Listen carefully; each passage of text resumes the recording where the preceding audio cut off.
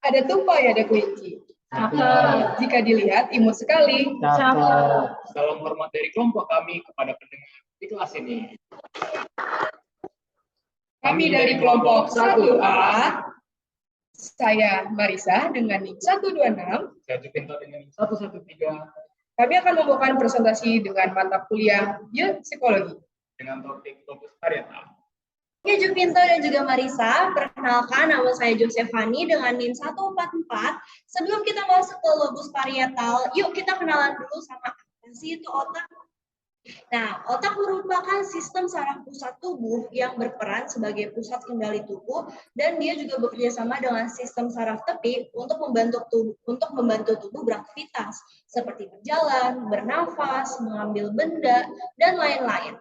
Nah, otak ini terbagi menjadi 3 bagian. Ada cerebrum atau otak besar, cerebellum atau otak kecil, dan juga brainstem atau batang otak. Nah, karena lobus parietal terletak di cerebrum, maka saya akan menjelaskan bagian cerebrumnya saja. Nah, cerebrum ini terbagi menjadi 2 bagian lagi, guys. Oke, yang pertama ada sisi kanan dan juga sisi kiri. Untuk otak sisi kanan, dia berperan untuk mengatur tubuh di bagian sisi kiri. Kebalikannya, otak sisi kiri, dia bertanggung jawab untuk membantu pergerakan di sisi tubuh kanan. Nah, cerebrum juga mengandung sel saraf mielin untuk menyampaikan informasi dari otak ke sumsum tulang belakang.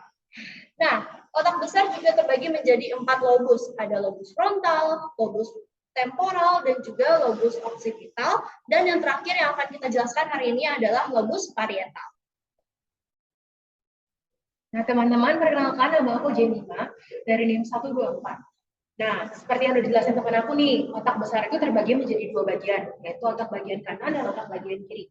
Kedua bagian ini dihubungkan oleh korpus kallosum yang berfungsi menyampaikan sinyal dari kedua bagian otak. Otak kanan dan kiri berfungsi secara terbalik. Otak bagian kanan mengendalikan tubuh bagian kiri, sedangkan otak kiri mengendalikan tubuh bagian kanan. Nah, di dalam otak besar terdapat 4 lobus, yaitu lobus frontal, lobus parietalis, lobus temporalis, dan juga lobus occipitalis. Namun, mengingat fokus dari presentasi ini adalah lobus parietal, berikut pengertiannya. Lobus parietal merupakan salah satu dari 4 lobus utama korteks serebral pada manusia.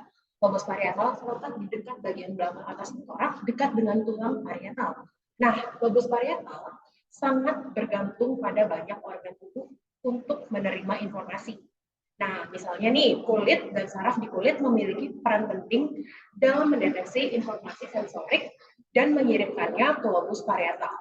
Nah, selanjutnya, lobus parietal akan mengirimkan informasi yang diterimanya ke bagian lain di otak untuk diterjemahkan.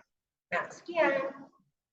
Halo, perkenalkan nama saya Anjanet Amelia dengan NIM 118. Sekarang saya akan membahas tentang letak lobus parietal. Letak lobus parietal tepat di belakang lobus frontal dan memiliki beberapa fungsi. Yang pertama adalah fungsinya mengendalikan sensasi, itu contohnya seperti sentuhan, rabahan, nyeri, suhu, dan lain-lainnya. Selain itu juga memiliki fungsi sebagai mengendalikan orientasi spasial atau pemahaman tentang ukuran, bentuk, dan arah. Nah, tadi kan sudah dijelasin ya tentang lobus parietal. Saya, Clarissa Amelia, dengan NIM 103 mau jelasin lebih dalam tentang apa itu fungsi lobus parietal. Nah, fungsi-fungsinya itu ada banyak. Itu ada membedakan antara 2 titik, bahkan tanpa input visual. Lalu ada sentuhan pelokalan. Itu ketika kita menyentuh objek apapun dengan bagian tubuh manapun, lobus parietal kita memungkinkan kita merasakan sensasi di tempat sentuhan dan bukan katakanlah di otak kita atau di seluruh tubuh kita. Lalu ada mengintegrasikan informasi sensorik dari sebagian besar wilayah tubuh kita. Navigasi dan penalaran visual spasial itu saat kita membaca peta, mengikuti petunjuk, atau mencegah diri kita dari tersandung rintangan tak terduga. Itu lobus parietal kita juga terlibat.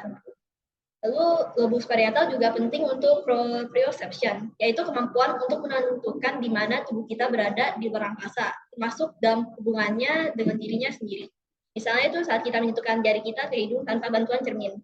Lalu ada beberapa fungsi visual dalam hubungannya dengan lobus occipital. Lalu itu contohnya menilai hubungan numerik, termasuk jumlah objek yang kita lihat, itu bisa menilai ukuran bentuk, dan orientasi dalam ruang dari rangsangan yang terlihat dan objek yang kita ingat pernah kita temui.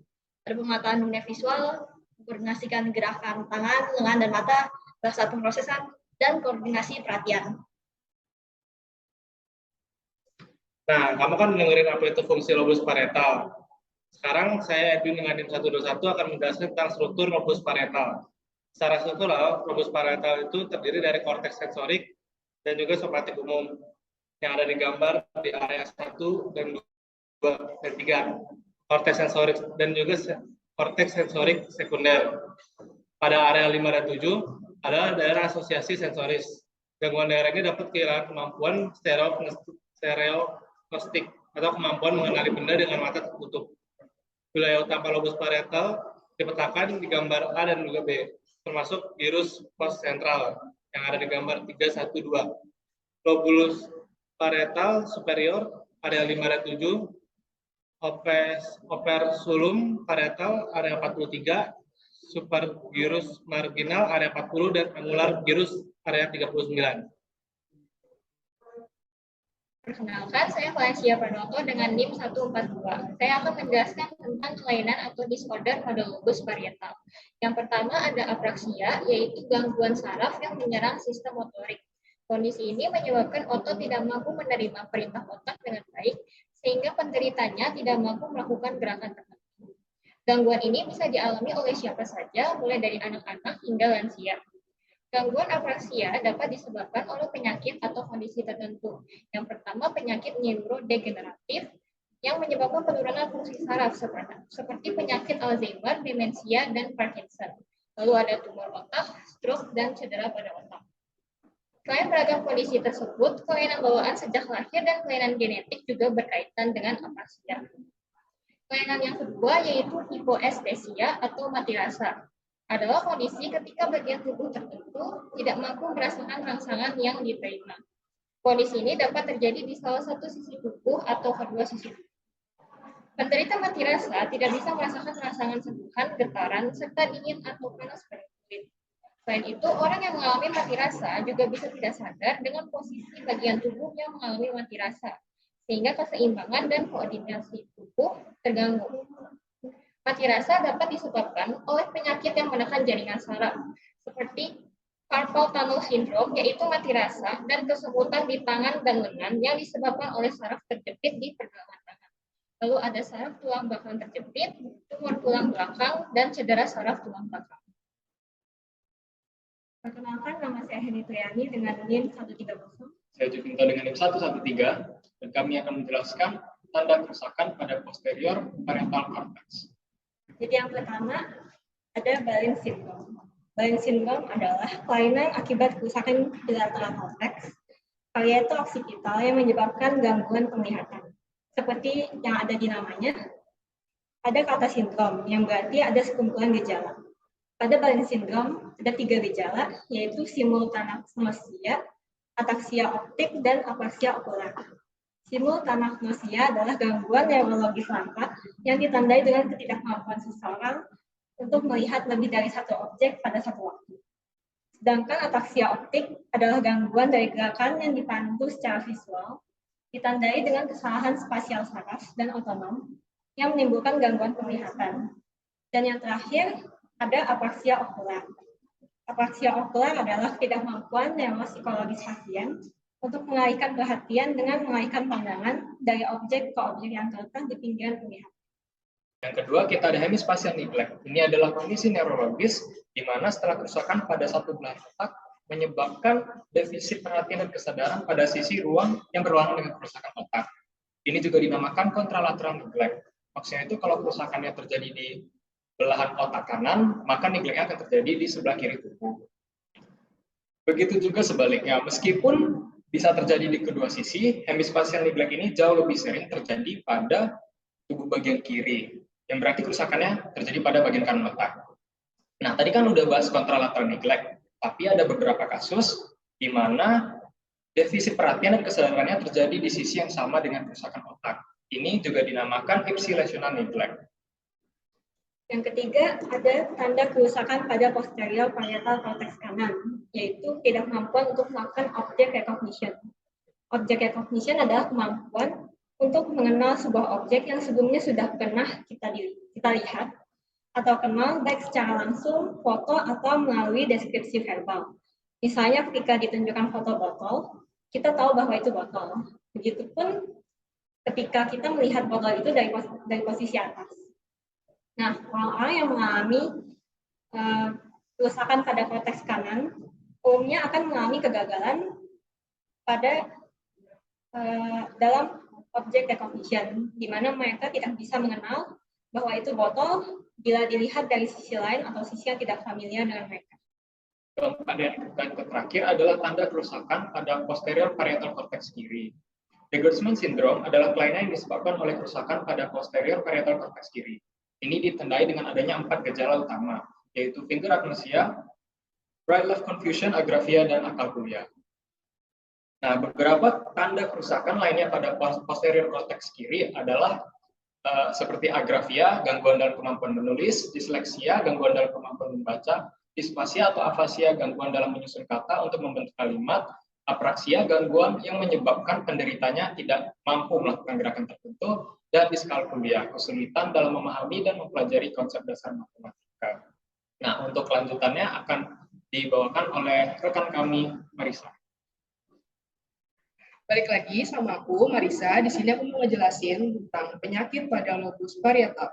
Di antaranya, tumor otak pada lobus parietal ditandai dengan sulit berbicara, sulit menulis atau membaca, sulit memahami perkataan orang lain, dan kehilangan indera perasa pada sebagian tubuh. Encephalomalacia terjadi ketika ada pelunakan lokal pada jaringan otak. Kondisi ini umumnya terjadi karena ada peradangan atau pendarahan pada otak. Penyakit ini juga dikenal dengan istilah pelunakan otak. Kabar buruknya, gangguan kesehatan yang satu ini ternyata tidak bisa diobati, sehingga harus diwaspadai. Encephalomalacia bisa menyerang siapa saja dan mempengaruhi kinerja otak. Penyakit ini bisa mempengaruhi bagian-bagian organ yang berbeda, serta merusak jaringan di lobus frontal, lobus occipital, lobus temporalis, serta lobus parietal. Kondisi ini bisa menyebabkan gangguan dan menghentikan kinerja bagian otak yang terserang. Risiko pada seseorang yang terkena penyakit lobus parietal: sakit kepala berulang yang sering makin berat dan biasanya memburuk di tengah malam atau pagi hari, mual dan muntah, rasa kantuk yang berkepanjangan, gangguan penglihatan seperti pandangan kabur, atau hilang sebagian yang tidak membaik dengan kacamata, kelelahan, penurunan kesadaran, serta kejang. Nah, setelah mengetahui risiko kerusakan dan penyakit pada lobus parietal, aku Widyarti Rahayaan dengan NIM 343 akan menjelaskan cara menjaga kesehatan otak. Nah, ada beberapa cara untuk menjaga kesehatan otak nih, yaitu 1. Melindungi kepala. Melindungi kepala dengan menggunakan helm dalam aktivitas yang berisiko menyelakai fisik otak, seperti berkendara motor, bersepeda, atau bermain skateboard, dan semacamnya. Yang kedua, olahraga. Melakukan olahraga kardio secara teratur, merangsang aliran darah ke seluruh tubuh dan termasuk di otak juga. Manfaat di antara lain juga meningkatkan kesehatan otak dalam berbagai cara, termasuk meningkatkan kesehatan emosional, meningkatkan kemampuan belajar, mengurangi kecemasan, dan mengurangi juga kemungkinan penurunan kognitif. Yang ketiga, berhenti merokok. Merokok tidak baik untuk kesehatan secara keseluruhan, termasuk otak, karena bisa memicu penurunan kemampuan kognitif. Dan yang keempat, makan makanan bergizi. Banyak makanan yang sering direkomendasikan untuk menjaga kesehatan otak, seperti pertama, memperbanyak asupan sayuran, buah-buahan, kacang-kacangan, ikan, biji-bijian, dan termasuk minyak zaitun. Yang kelima atau yang terakhir, mengelola pikiran. Pola pikir atau emosi apapun yang tidak terkontrol dapat mempengaruhi kehidupan Anda sehari-hari, dan itu bisa menjadi awal yang mendasari masalah kesehatan mental Anda. Mungkin sekian presentasi dari kelompok kami. Mohon maaf jika ada kekurangan, karena kesempurnaan hanya ada saat aku dan kamu bersatu.